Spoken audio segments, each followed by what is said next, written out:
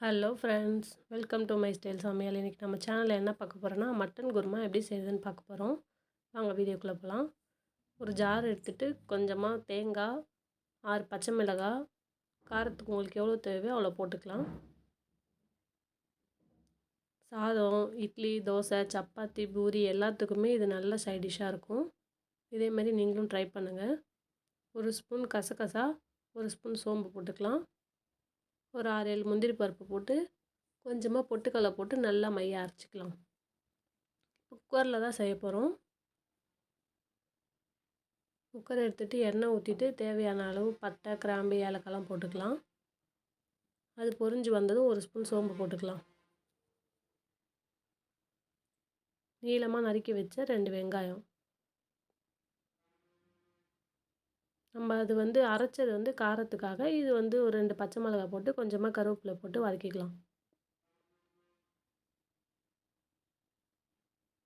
தக்காளி சேர்த்துக்கலாம். இது 2 தக்காளி.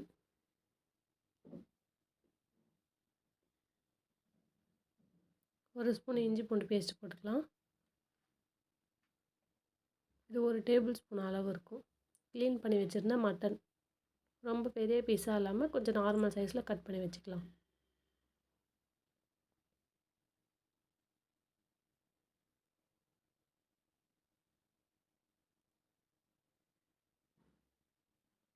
மட்டனை சேர்த்துட்டு நல்லா கலந்து விட்டுக்கலாம்.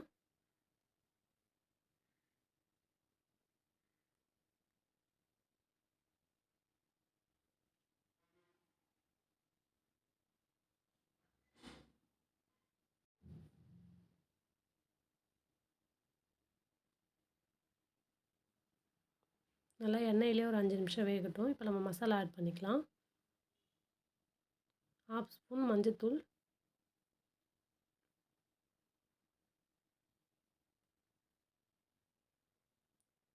1 ஸ்பூன் காஞ்ச மிளகாய் தூள் போட்டுக்கலாம்.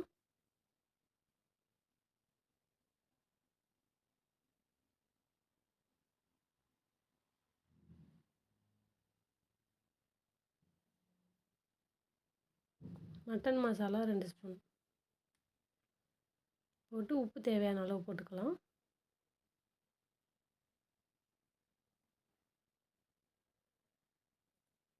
போட்டு எல்லாத்தையும் நல்லா வதக்கி எடுத்துக்கலாம்.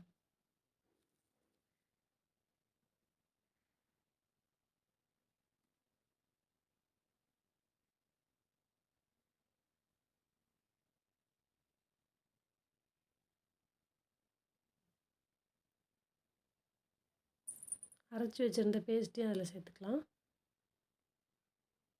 எப்போதும் போல் செய்யாமல் இது மாதிரி ஒரு தடவை ட்ரை பண்ணி பாருங்கள். நீங்கள் திருப்பி திருப்பி இது மாதிரி தான் செய்வீங்க. நல்லா டேஸ்ட்டாக இருக்கும் மட்டன் குருமா. இந்த வீடியோ உங்களுக்கு யூஸ்ஃபுல்லாக இருந்தால் நம்ம சேனலை மறக்காமல் சப்ஸ்கிரைப் பண்ணி சப்போர்ட் பண்ணுங்கள். லைக் பண்ணுங்கள். உங்கள் ஃப்ரெண்ட்ஸ் அண்ட் ஃபேமிலிக்கு ஷேர் பண்ணுங்கள்.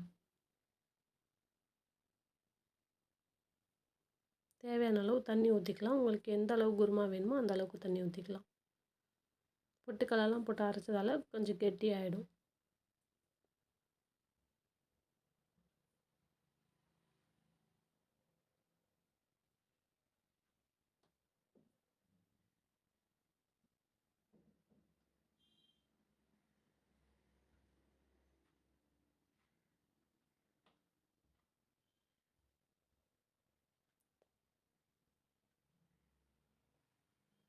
ஒரு உருளைக்கிழங்கு கட் பண்ணி போட்டுக்கலாம். உங்களுக்கு தேவைன்னா போட்டுக்கலாம், இல்லைனா ஸ்கிப் பண்ணிடலாம். உருளைக்கிழங்கு